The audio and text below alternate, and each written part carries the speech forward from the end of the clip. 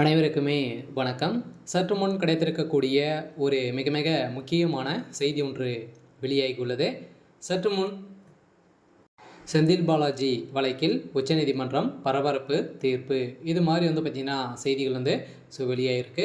இப்போ பார்த்திங்கன்னா செந்தில் பாலாஜி அவர்கள் ஒரு மிகப்பெரிய ஒரு ஊழல்வாதியாக தமிழக மக்களுக்கு ஒரு தெரிஞ்ச ஒரு முக்கிய அமைச்சராக இருக்கார் இல்லையா. இந்த நிலையில் இப்போ டாஸ்மாக் உடைய நிறுவனத்தில் நடந்த ரைட்டின் அடிப்படையில் சதுரடியாக செந்தில் பாலாஜியுடைய ஒட்டுமொத்த கதையும் முடிந்திருக்கு. இதைத் தொடர்ந்து மீண்டும் ஏற்கனவே பார்த்தீங்கன்னா டிரான்ஸ்ஃபார்மர் கொள்முதல் முறைகேடு வழக்கில் செந்தில் பாலாஜிக்கு எதிராக அரசுக்கு பார்த்தீங்கன்னா அரசு வழக்கு பதிவு செஞ்சிருந்தது. இந்த வழக்கு பதிவின் அடிப்படையில் இப்போ அதிரடியாக செந்தில் பாலாஜி வழக்கிலும் பார்த்தீங்கன்னா நீதிமன்றம் அதிரடியாக ஒரு பரபரப்பான தீர்ப்பு வழங்கியிருக்காங்க. இந்த தீர்ப்பின் அடிப்படையில் செந்தில் பாலாஜியுடைய கதை ஒட்டுமொத்தமாக முடிய போகுது தான் அப்படின்றத ஒரு தகவல் வழியாக இருக்குது. இதில் எக்கச்சக்கமான கோடிகள்லாம் பார்த்தீங்கன்னா இவர் கொள்ளையடித்திருக்காங்க அப்படின்றத இப்போ நிரூபணமாயிருக்கு. இதை பற்றி இந்த வீடியோவில் நம்ம முழுமையாக பார்க்கலாம். அதுக்கு முன்னாடி நம்ம சேனலுக்கு இப்போ தான் நீங்கள் முதல் முறையாக வந்திருக்கீங்க அப்படின்னா மறக்காமல் நம்மளுடைய சேனலை சப்ஸ்கிரைப் பண்ணி சப்போர்ட் பண்ணுங்கள். வாங்க வீடியோக்குள்ளே போகலாம்.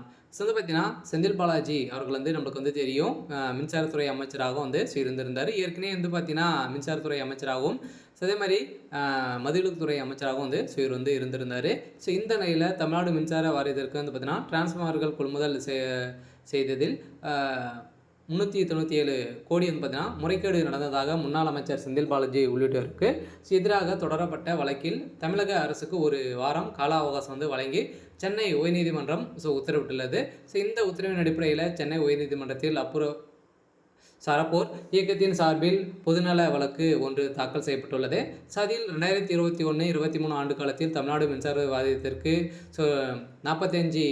45,800 டிரான்ஸ்ஃபார்மர்கள் கொள்முதல் செய்ததில் ரூபாய் 1,183 கோடி மதிப்பில் டெண்டர்கள் கோரப்பட்டது. இதில் முறைகேடு நடந்துள்ள நிலையில் இதனால் தமிழக அரசுக்கு 397 கோடி இழப்பு ஏற்பட்டுள்ளதாகவும் இது தொடர்பாக லஞ்ச ஒழிப்புத்துறை புகார் தந்ததும் நடவடிக்கை எதுவுமே எடுக்கவில்லை. இந்த நடவடிக்கையின் அடிப்படையில் முன்னாள் அமைச்சர் செந்தில் பாலாஜி, மின்வாரியத்துறை தலைவர், நிர்வாக இயக்குனர் ராஜேஷ் லக்கானி உள்ளிட்டோருக்கு தொடர்பு இருக்கலாம் என்பதற்கு ஆதாரங்களும் இருக்குது. இந்த ஆதாரத்தின் அடிப்படையில் இப்போ உச்சநீதிமன்றத்தின் கண்காணிப்பில் சிறப்பு புலனாய்வு குழு பார்த்தீங்கன்னா விசாரிக்க வேண்டும் என தெரிவிக்கப்பட்டுள்ளது.